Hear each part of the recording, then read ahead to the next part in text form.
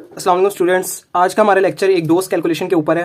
Practical number 10 pharmacology 2 का ये manual है, इसका प्रैक्टिकल नंबर 10 है। इसकी जो डोज है वो आज हम कैलकुलेट करेंगे। छोटा सा लेक्चर है जो कि डोज कैलकुलेशन पे जो मेरा मेन मकसद है इसमें आपको ये बताना कि डोज को कैलकुलेट किस तरह करना है और किस तरह से हम डोज को बना सकते हैं लैब में। ठीक है, बेसिकली लैब प्रैक्टिस है लेकिन मैं इसको कोशिश करूंगा कि आपको यहाँ पर समझा सकूँ। प्रैक्टिकल नंबर 10 में हमने anxiolytic property of drug check करनी है। बेसिकली कमर्शियली अवेलेबल ड्रग जो इधर मेंशन है वो है डायज़ेपाम और हम डायज़ेपाम ही ट्राई करेंगे। ठीक है, रैट या माइस हमारा मॉडल होगा। उसके अंदर बिहेवियरल एक्टिविटी चेक करनी है कि उस ड्रग को इंड्यूस करने के बाद कि क्या उसका बिहेवियर होता है टुवर्ड्स डिप्रेशन या एंजाइटी, और ड्रग बेसिकली इंड्यूस करने से पहले क्या उसका बिहेवियर है जिसको हम कंट्रोल बिहेवियर कहते हैं। तो बेसिकली हमारे पास जो ड्रग अभी हमारे पास कमर्शियली अवेलेबल है और जो हमारे मैनुअल पे लिखी हुई है वो है डायज़ेपाम। ठीक है, डायज़ेपाम ये ड्रग है हमारे पास और जो इसकी कमर्शियली अवेलेबल कंसंट्रेशन है या डोज है वो है 10 मिलीग्राम इन 2 ml, या इसको हम कह सकते हैं ईच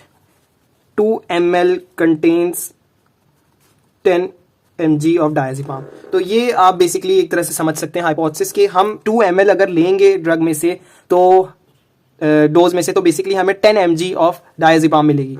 ये हमारे पास कमर्शियली अवेलेबल ड्रग है। जब हमने लैब में जब रैट का वेट किया या मॉडल जो हमारा माइस है उसका वेट किया तो बेसिकली उसका जो वेट निकला है वो निकला था हमारे पास लैब में 234 ग्राम्स। 234 ग्राम्स ये इसका वेट है रैट का। ठीक है, एवरेज वेट होता है, ये हम एवरेज वेट निकालते हैं। बेसिकली वेट हमने क्यों निकाला, क्योंकि डोज को हमेशा वेट के कोरिस्पॉन्डिंग हम मेजर करते हैं। ठीक है, या डिजाइन करते हैं। तो ये हमारे पास जो प्रैक्टिकल मैनुअल पे अगर मैं आपको बताऊं तो प्रैक्टिकल मैनुअल पे एक लाइन लिखी हुई है कि हमें वेट के हिसाब से ड्रग देनी है और वो कितनी ड्रग है 0.5 मिलीग्राम्स इन 1 kg। ठीक है, 0.5 मिलीग्राम पर kg। ठीक है, ये हमारे पास जो है डोज है। मैं एक बार वेरीफाई भी कर लेता हूं ताकि कैलकुलेशन होते हुए गलती ना निकले। आपको दिखा भी देता हूं, ये देखें, ये आपको शायद नजर आ रहा हो। तो 0.5 मिलीग्राम्स पर kg इंट्रापेरिटोनियल। ठीक है, I.P। तो ये I.P मीन्स इंट्रापेरिटोनियल है, इंट्रापेरिटोनियल। तो ये हमने कंसंट्रेशन ऑफ ड्रग देनी है। डायज़ेपाम हमारे पास ये अवेलेबल है, वेट हमारे पास ये है और डोज हमने ये देनी है। तो ये हमारे पास गिवन आ जाता है डेटा। अब हमने कैलकुलेशन करनी है फॉर 234 ग्राम्स। ठीक है, बेसिकली 1 kg के लिए अवेलेबल है, अब 234 ग्राम्स के लिए हमने करनी है। तो 0.5 mg पर किलोग्राम है। ठीक है, इसको हम कैलकुलेट फॉर 234 ग्राम्स के लिए करेंगे। ये अब आपने इसको समझना है।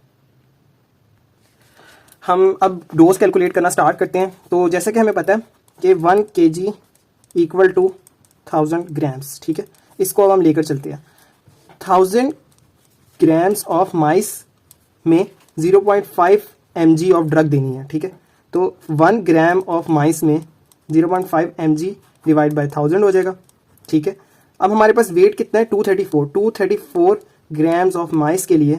ठीक है, कितनी डोज देंगे, तो यहाँ पर अगर हमने लिया तो वहाँ पर मल्टीप्लाई कर देंगे 0.5 mg divide by 1000 grams multiply by 234 grams. ठीक है, ग्राम से कैंसिल 0.5 कैलकुलेटर आपको नजर आ रहा होगा, 0.5 मल्टीप्लाई बाय 2 डिवाइडेड बाय पहले डिवाइड करेंगे 1000 से। ठीक है, equal multiply by 234 0.117 for 234 gram of mice. तो ये हमारे पास एक इनिशियल कैलकुलेशन आ गई कि 1 kg के लिए तो 0.5 मिलीग्राम देनी है, लेकिन अगर 234 ग्राम का माइस होगा तो इसमें 0.117 मिलीग्राम्स देनी है। ये डोज हमारे पास आ गई। अब नेक्स्ट स्टेप पे चलते हैं हम। नेक्स्ट स्टेप ये है कि अब हमें कमर्शियली अवेलेबल जो डायज़ेपाम है वो है 10 मिलीग्राम्स इन 2 ml। ठीक है, सो इसी को रेशो मेथड से देखना है कि अगर हम लेते हैं 1 ml तो उसके अंदर 5 मिलीग्राम्स होगा। ठीक है, हमने कितना मिलीग्राम्स लेना है, हमने 0.117 मिलीग्राम बनाना है। हमने बनाना है 0.117 मिलीग्राम्स बनाना है। इस कंसंट्रेशन को हमने लेकर आना है किसी तरह से। तो उसके लिए हम डाइल्यूशन करेंगे ताकि ये कंसंट्रेशन आ जाए। जैसे मैंने बताया 2 ml में 10 mg होगा, 1 ml में 5 mg होगा, या आप सबको ये चीज़ तो पता लग गई है, ठीक है। लेकिन ये कंसंट्रेशन काफ़ी ज़्यादा है 5 mg, हमने 0.117 लानी है, तो हम इसको इस मेथड से नहीं करेंगे, हम डाइल्यूशन मेथड से करेंगे। डाइल्यूशन मेथड होता क्या, मैं आपको बताता हूँ। जिस तरह हम अल्कोहल की डाइल्यूशन बनाते हैं वैसे ही हम डाइल्यूशन बनाएंगे।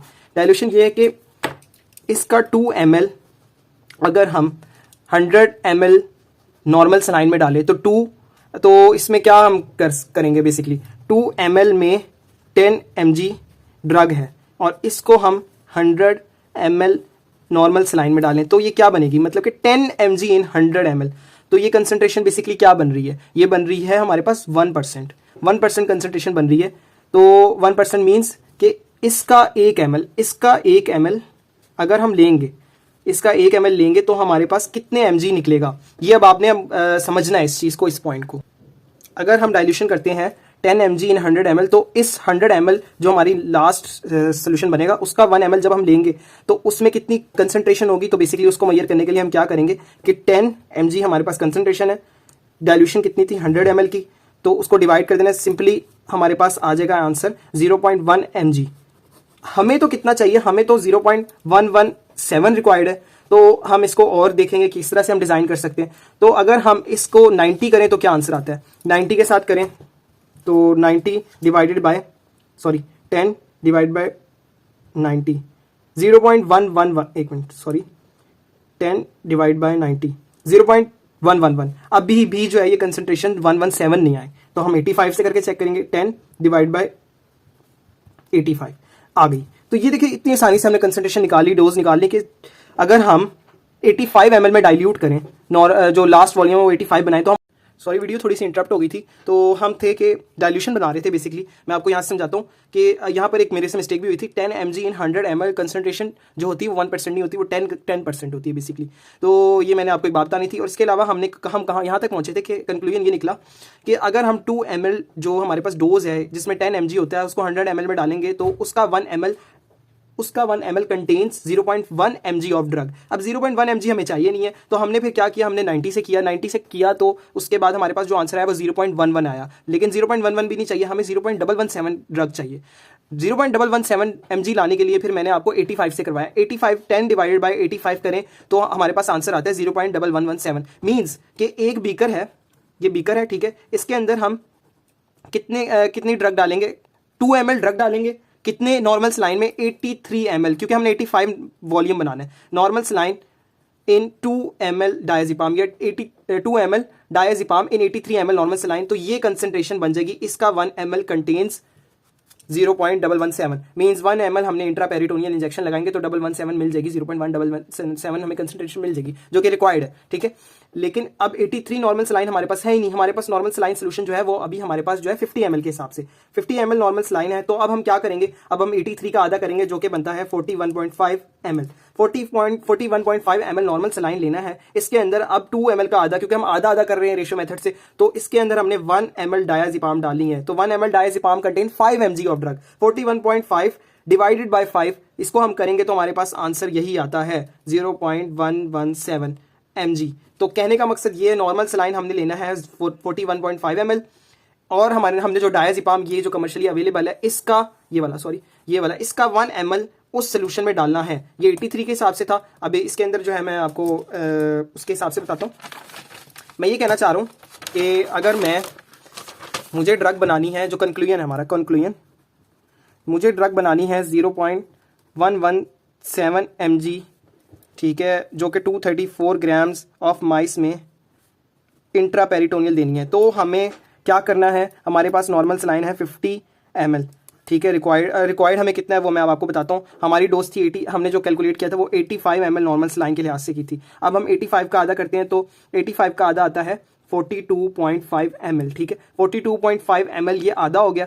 अब इसके अंदर हमने 41.5 ml हमने अलग करना है नॉर्मल सलाइन, ठीक है। और इसके अंदर हमने डालना है 1 ml ऑफ, क्योंकि 42 हमने फाइनल वॉल्यूम बनाना है, ठीक है। 42.5 फाइनल बनाना है, 1 ml ऑफ डायज़ेपाम, ठीक है। तो ये डालने के बाद हमारे पास जो इसका 1 ml होगा वो कंटेन करेगा 0.117 mg ऑफ ड्रग, ठीक है। तो ये हमने दे देनी है इंट्रा पेरिटोनियल। तो ये थी एक डोज कैलकुलेशन जो मैंने आपको बताई। आई होप आपको पसंद आया होगा आज का लेक्चर। अगर आपको मजीद डोज कैलकुलेशन में वीडियो चाहिए तो मुझे लाजमी बताएगा, लेट मी नो, और कमेंट में लाजमी मुझे बताया करें कि कैसे लगते हैं आपको मेरे लेक्चर। जज़ाकल्लाह।